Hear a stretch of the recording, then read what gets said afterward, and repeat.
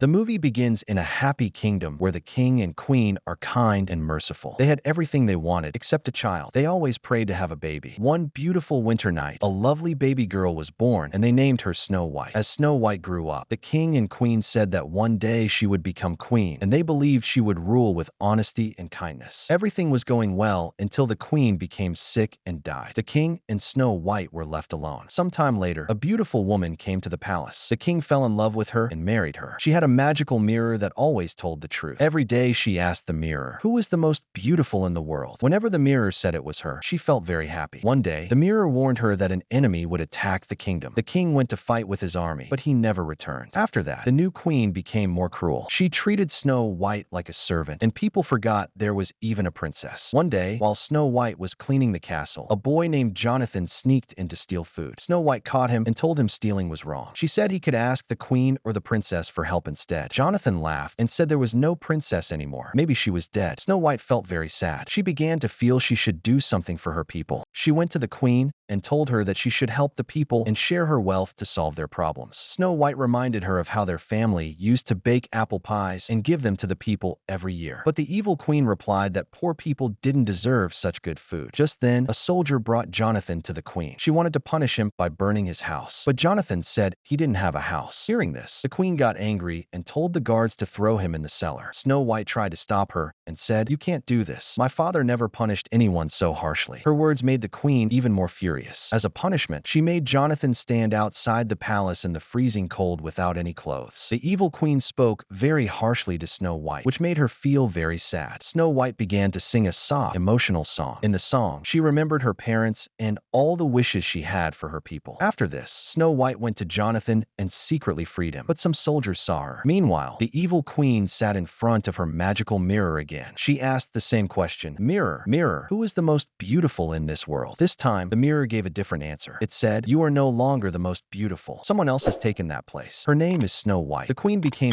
very angry and jealous. She called her most trusted hitman and gave him a cruel order. "Go and kill Snow White. Bring her heart back in this box." The hitman did not want to do this because Snow White looked innocent to him. At that time, Snow White was in the jungle picking apples. The hitman followed her, but when he saw her again, he couldn't hurt her. Instead, he warned her about the queen's evil plan and told her to run far away before it's too late. He also told her that the queen was hiding something about her father. Snow White became scared after hearing this. She ran deep into the jungle. The jungle was full of dangers, and suddenly the ground opened beneath her feet, and Snow White fell down into another world. This world was different and very beautiful. Little animals looked kind and took her to a tiny house. Everything in the house was small, and there were 7 tiny beds. Snow White, feeling tired, lay down on the beds and fell asleep. Soon, 7 dwarfs returned home after working in diamond mines. They dug up shiny gems and diamonds every day. When they entered their house, they were shocked to see a human girl sleeping there. They got scared and started running around. Only one small dwarf stood still, too surprised to move. Before he could run, Snow White slowly walked up to him and gently introduced herself. Before she could say much, the other dwarfs came back with small weapons. Snow White thought they didn't want her in their house, so she started to leave. But as Snow White was about to go, she thought, "If I leave, where will I go?" So she turned back and decided to tell them everything. Snow White told the dwarfs, "The evil queen wants to kill me. That's why I ran into the jungle and ended up here." After hearing her story, the 7 dwarfs felt very sad for her. They understood how much danger she was in. Then, one by one, the dwarfs introduced themselves to Snow White and told her their names. They also told her that they worked in diamond mines. Seeing them, Snow White smiled and said, "Now I understand why my father used to say the jungle is a magical place." On the other side, the evil queen was looking into her magic mirror. She found out that Snow White was still alive. She quickly opened the jewelry box that the hitman had given her and found only an apple inside. The queen realized that the hitman had betrayed her. She called the hitman to her palace with her soldiers. The hitman was ready to die, but before dying, he said to the queen, "If you have even a little mercy in your heart, then please spare Snow White." She told her soldiers to go into the jungle and find Snow White. Meanwhile, Snow White was living happily with the dwarfs. Her morning was very different now. The dwarfs were acting the same as usual, fighting and teasing one small dwarf. He got upset and walked out alone. Snow White noticed and followed him as she said, "Being sad doesn't solve problems. We should face everything bravely." She even taught him how to whistle. Later, when they all returned home, they saw the house was messy. The dwarfs started fighting again, asking, "Who will clean?" Snow White stopped them and said, "All of these tasks, which you think are hard, will become fun if you all work together." While staying with them, she realized that the dwarfs just didn't know how to express their feelings properly. So Snow White began teaching them how to talk to each other kindly. The dwarfs now worked together, sang together, and lived happily. Snow White also shared stories from her childhood, when her kingdom was full of love and her parents were still alive. While talking, Snow White remembered Hitman had once told her that the evil queen was hiding a secret about her father. Everyone believed that the king had died in a war, but what if he was still alive? Snow White told the dwarfs, "We can try to find him. The robbers in the forest once said they used to serve the king. Maybe they can help us." It was time for the dwarfs to return to work. Snow White also went into the forest to search for the robbers. She was walking around, looking everywhere, when suddenly someone pulled her behind a tree. It was Jonathan. He had come to save her again, this time from the queen's soldiers who were hunting her down. Snow White told Jonathan, "I believe the king is still alive." Jonathan replied, "That might be true. I also heard something. People say the king didn't die, but was captured during the war by the enemy kingdom. But I don't know where he is." Just then, Jonathan's companions arrived. They greeted Snow White with respect and were happy to see her. Before they could make a plan to search for the king, a group of royal soldiers appeared, having spotted Snow White. Jonathan and his companions quickly stepped forward to protect her and told Snow White to run. But there were many more royal soldiers than robbers, and Snow White became worried for her friends. She came up with a clever idea. She ran to the soldiers' horses and untied them all. The horses ran away, giving the robbers a chance to escape. Meanwhile, Snow White had rejoined the robbers, and together they ran into the deep forest. At last, they escaped from the soldiers. Jonathan praised Snow White's bravery and told her, "We will always stay loyal to the king." While they were hiding, a soldier saw Snow White and pointed an arrow at her. But Jonathan saw him just in time. He pushed Snow White aside and took the arrow himself. Jonathan was injured while saving her. The other robbers quickly caught the soldier. Snow White became worried and decided to take Jonathan to the dwarfs for help. To one of the dwarfs was named Document. But when they reached the dwarf's house, they discovered that Doc was not a doctor at all. That was just his name. He was only skilled in finding rocks and minerals. Hearing this, Jonathan's friends get angry, but Snow White stops them. She says, "This is what the evil queen wants, for us to fight each other and break apart. We must stay united and help one another." Everyone becomes quiet. Doc promises to try his best. After a long time, Doc comes out looking sad. But before he speaks, Jonathan walks out, alive but weak. Everyone is relieved and celebrates. Jonathan says he'll leave early in the morning and return in 2 days. Snow White gives him a special chain, a gift from her father, and says, "This will remind you to return." But in the forest, Jonathan is caught by the queen's soldiers and taken to the palace. The queen asks him where Snow White is, but he says he doesn't know her. However, the chain around his neck gives him away. The queen pulls it off and throws him in the basement. Then, using a magical potion, the queen turns back into her real form, an old witch. Her beauty had only been an illusion. She casts a spell on a red apple that will make Snow White fall into a deep sleep. Meanwhile, Snow White is about to leave the dwarf's home to search for her father. Just then, an old woman appears. She gives Snow White a locket and says Jonathan is in trouble. Snow White decides to go help him, but the old woman stops her and offers an apple. "Your father used to say, 'Love conquers all,'" she says. Touched by her father's words, Snow White eats the apple. Instantly, she feels dizzy and falls. The birds and animals rush to warn the dwarfs. The witch disappears in black smoke. The dwarfs and animals find Snow White lying motionless. Heartbroken, they lay her down gently and cover her with flowers. Back in the palace basement, Jonathan and the hitman break the wall and escape through an underwater path that leads to the forest. When Jonathan reaches the dwarf's house, he sees Snow White and is devastated. He kisses her forehead in grief, and Snow White slowly opens her eyes. She wakes up and tells Jonathan the truth. The queen is a witch. She was the one who sent the king to war and had him killed. When Snow White returns, the people gather around her with hope in their eyes. The evil queen comes out holding a rose in one hand and a sword in the other. She says, "Only beauty and power are made for the throne." Then she burns the rose and adds, "Only power remains to rule." But Snow White speaks to the soldiers kindly, reminding them of the time when the king ruled, when there was peace, justice, and happiness. Touched by her words, the soldiers drop their weapons and join her. The queen becomes furious and tries to attack Snow White, but a dwarf shoots an arrow